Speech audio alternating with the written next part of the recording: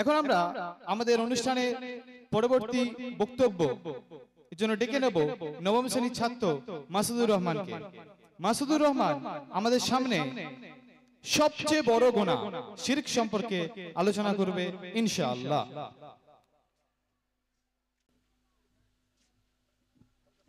বিসমিল্লাহির রহমানির রহিম। রব্বি ইশরাহ লি সাদরি ওয়া ইয়াসসির লি আমরি ওয়াহলুল উকদাতাম মিন লিসানি ইয়াফকাহু কওলি।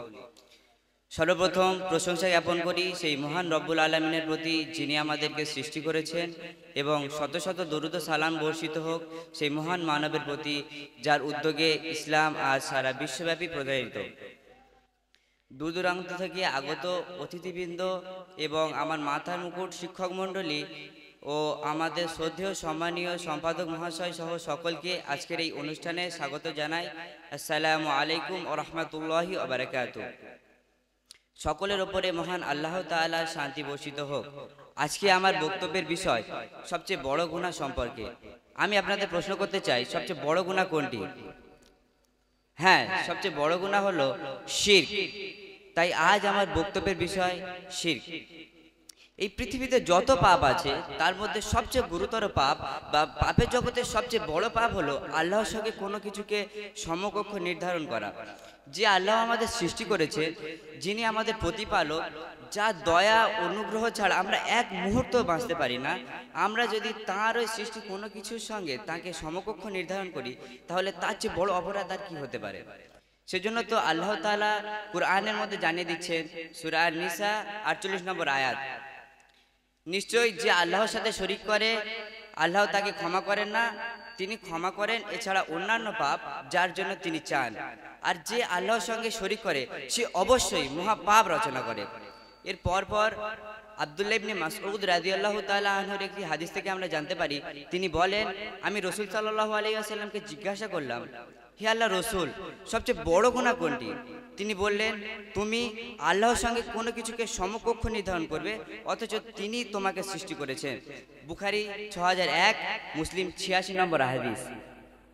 সম্মানিত উপস্থিতি, এ থেকে আমরা বুঝলাম আল্লাহর সঙ্গে কোনো কিছুকে সমকক্ষ নির্ধারণ করা যাবে না, কেননা এই সমকক্ষ বা শিরক হচ্ছে সবচেয়ে বড় গুনাহ।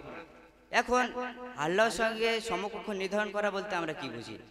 আল্লাহ তাআলা কুরআনের মধ্যে জানিয়ে দিচ্ছেন, আউযু বিল্লাহি মিনাশ শাইতানির রাজিম, বিসমিল্লাহির রহমানির রহিম, আব্দুল্লাহ ওয়ালা তুশরিকু বিহি শাইয়্যান।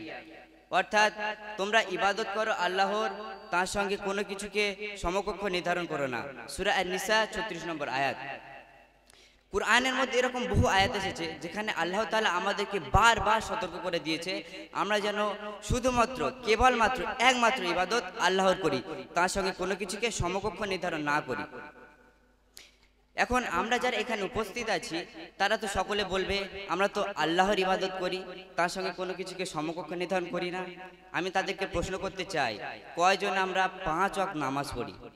এই নামাজ হচ্ছে ইসলামের 5টি রুকুনের মধ্যে একটি, যেটা আমাদের মানতেই হবে। এটা আল্লাহর একটা হুকুম। আমরা যদি তা না মানি তাহলে কি আমরা আমাদের মনের বা নফসের ইবাদত করলাম না?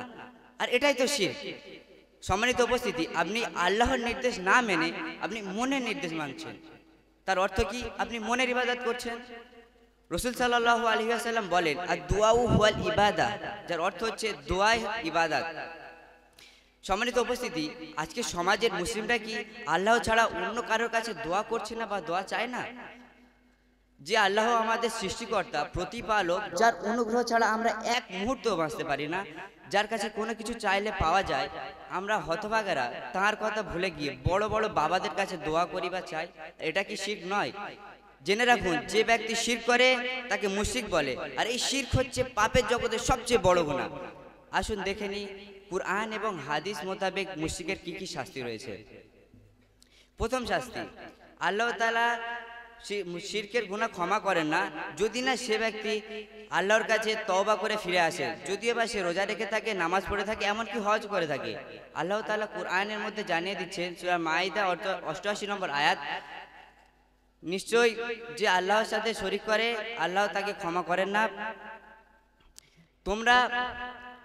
তোমার কাছে এবং তোমার পূর্ববর্তীদের কাছে ওহী পাঠানো হয়েছে যে তোমরা আল্লাহর ইবাদত করো, তার সঙ্গে কোনো কিছুকে সমকক্ষ নির্ধারণ করে না। সম্মানিত উপস্থিতি, এর থেকে আমরা বুঝতে পারলাম যে আমরা আল্লাহর কেবলমাত্র একমাত্র ইবাদত আল্লাহর করতে হবে। যদি আমরা তার সঙ্গে সমকক্ষ নির্ধারণ করি তাহলে আল্লাহ আমাদের ক্ষমা করবেন না। হ্যাঁ, তবে যদি আমরা অনুনয় বিনয়ের মাধ্যমে কাছে খালেস নিয়েতে আল্লাহর কাছে তওবা করি তাহলে আল্লাহ তাআলা হয়তো চাইলে আমাদের গুনাহকে ক্ষমা করে দিতে পারেন। দ্বিতীয় শাস্তি, যদি কোনো ব্যক্তি শিরক অবস্থায় তওবা না করে মারা যায় তাহলে আল্লাহ তাআলা তার গুনাহকে ক্ষমা করবেন না, যদিও সে নামাজ পড়ে থাকে, রোজা রেখে থাকে, এমনকি হজও করে থাকে। আল্লাহ তাআলা কুরআনের মধ্যে জানিয়ে দিচ্ছেন, নিশ্চয়ই আল্লাহ তার সাথে শরীক করাকে ক্ষমা করেন না, তিনি ক্ষমা করেন এছাড়া অন্যান্য পাপ যার জন্য তিনি চান। এবং যে আল্লাহর সাথে শরীক করে সে অবশ্যই মহা পাপ রচনা করে। সূরা নিসা 48 নম্বর আয়াত।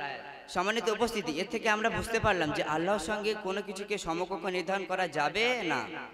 তৃতীয় শাস্তি, আল্লাহ মুশরিককে জাহান্নামে ছুঁড়ে ফেলে দেবেন, যদিও বা সে নামাজ পড়ে থাকে, রোজা রেখে থাকে, এমনকি হজ করে থাকে। আল্লাহ তাআলা কুরআনের মধ্যে জানিয়ে দিচ্ছে, নিশ্চয়ই যে আল্লাহর সাথে শরীক করে তার উপরে আল্লাহ তাআলা জাহান্নাম হারাম করে দিয়েছেন এবং তার ঠিকানা আগুন, আর জালিমের কোনো সাহায্যকারী নেই।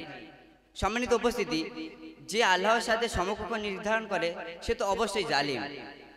চতুর্থ শাস্তি, আল্লাহ তাআলা বলেন কিয়ামতের দিন মুশরিকের কোনো সাহায্যকারী থাকবেই না। যদি কেউ ভেবে থাকে যে উমুক বাবাকে ধরলে কিয়ামতের দিন পার হয়ে যাব, তাহলে আমার মনে হয় ওই ব্যক্তি ঘোরের মধ্যে আছেন। কেননা আল্লাহ তাআলা কুরআনের মধ্যে জানিয়ে দিচ্ছেন, অতএব তোমরা যে সুপারিশকারী সুপারিশ তোমাদের কোনো উপকার করবে না। সূরা মুদ্দাসসির 48 নম্বর আয়াত। সম্মানিত উপস্থিতি, আমরা এই সবচেয়ে বড় গুনাহ শিরক বা পাপের জগতের সবচেয়ে বড় গুনাহ শিরক এই সম্পর্কে সংক্ষিপ্ত জানলাম এবং কিয়ামতে তার কি কি শাস্তি রয়েছে সে সম্পর্কেও জানলাম। দুঃখের বিষয় হলেও এটা সত্য যে আমরা মুসলিমরা এই শিরক সম্পর্কে বিস্তারিত জানি না বা এই শিরক সম্পর্কে বিস্তারিত জানার চেষ্টাও করি না। জেনে রাখুন, প্রত্যেক মুসলিম নর ও নারীর জন্য শিরক সম্পর্কে বিস্তারিত জানা আবশ্যক। কেননা আমরা যদি এই শিরক সম্পর্কে বিস্তারিত না জানি তাহলে আমরা যে কোনো মুহূর্তে এই শিরকের অন্তর্ভুক্ত হয়ে যেতে পারি। আল্লাহ তাআলা আমাদেরকে এই শিরক সম্পর্কে বিস্তারিত জানার তৌফিক দান করুন এবং আমাদের সকলকে এই শিরক থেকে হেফাজত করুন। আমিন। আসসালামু আলাইকুম ওয়া রাহমাতুল্লাহি ওয়া বারাকাতুহু। জাযাকাল্লাহু খায়রান। আলহামদুলিল্লাহ, মাসুদুর রহমান আমাদের সামনে কিছু নসিহতমূলক বার্তা দিয়ে গেল এবং পাপের জগতে সবচেয়ে বড় গুনাহ শিরক সম্পর্কে আলোচনা করলো এবং এর কুফল সম্পর্কেও আলোচনা করলো। আলহামদুলিল্লাহ, আল্লাহ তাআলার কাছে আমরা এই শিরক থেকে পানাহ চাই। আমিন।